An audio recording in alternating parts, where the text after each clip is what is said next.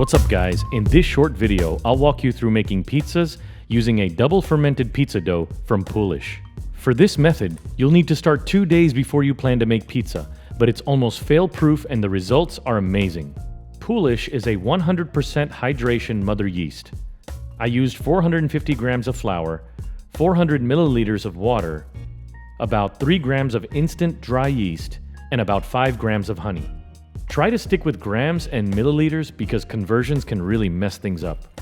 First, combine the yeast, water, and honey, and completely dissolve the yeast and honey, working out all of the clumps of yeast until you get a homogeneous consistency, almost like a watery milk. Now it's time to add about half of the flour, mix that all up thoroughly, then add in the rest of the flour, then continue to mix it all together until it's reasonably smooth. In the end, it's okay to have a few clumps of flour. Once your Poolish is mixed, cover it and let it sit at room temperature for an hour. By the end of the hour, you should see some condensation and some air bubbles. This means that your yeast is thriving. By the way, if you don't see condensation and air bubbles, your yeast was likely dead from the beginning and you'll need to start over.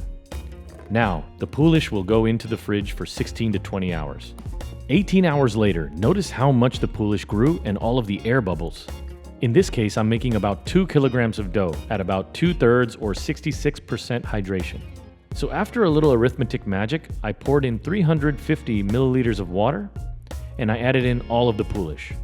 I let the dough mixer run until most of the Poolish was dissolved. Then I added a total of 750 grams of flour, adding about half at first, allowing that to combine, then adding the other half, then letting my mixer run for about 5 minutes or so. It's really important not to allow your dough to get above 75 degrees. So to control the temperature, I threw in a few cubes of ice at a time. After a few minutes passed, I added in about 15 grams of olive oil, let that run for a few more minutes. I threw in about 30 grams of sea salt, then ran the mixer one last time for a few minutes, watching the temperature and cooling the dough with ice when needed. Once you get this pumpkin shape, run the mixer for a couple more minutes to develop a better gluten structure. You should get a smooth, stretchy, and strong dough. Now it's time to oil up your hands with some olive oil and remove the dough. Notice again how stretchy it is. I had to actually pull pretty hard to remove this dough, which is a really good sign. With the help of a trowel and some olive oil, I repeatedly slapped, folded, tucked, and rolled the dough in order to work in a little air and to make the dough a little stronger and ultimately get a smooth, round top to the dough. Once you get it to where you want, cover the dough and let it sit at room temperature for about 30 minutes. After the 30 minutes are up, oil up a large bowl or container with a little bit of olive oil, and then in one quick motion lift up the dough and place it in the bowl. I did several more slaps, folds, rolls, and tucks in order to get a smooth finish. Then, I placed the dough in the fridge again for 24 hours. After 24 hours, your dough will have doubled in size and is now double fermented. Oil up your hands and worktop again with some olive oil, then remove the dough. Carefully weigh the dough, and then here I divided it into 8 equal parts, about 265 grams in this case. This dough was pretty sticky, so after weighing out the 8 dough balls, I used a little flour to help fold and roll the dough balls until they were smooth and round. Gluten has a really weird memory, so it's really important to get the dough as round as possible, otherwise you risk weird shapes with your pizza that can impact how they bake.